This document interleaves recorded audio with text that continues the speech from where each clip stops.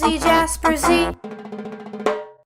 Hey guys, Jasper Z here, back with another video, and today I'm going to show you a quick tutorial. So I'm going to show you how to export an Illustrator file as a PNG or a JPEG and a lot of other formats. So basically what you do is you open up Illustrator. Alright, so now that's opened, you open a file.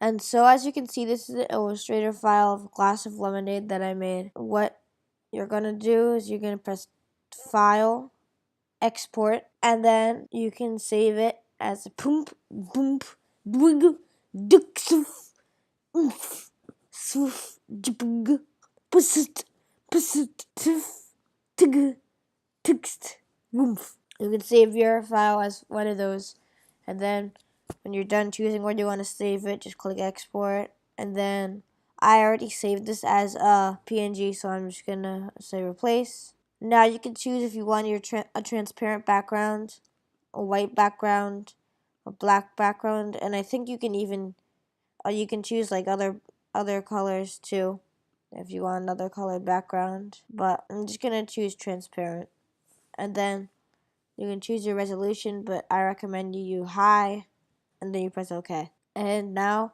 it's saved as a PNG with a transparent background.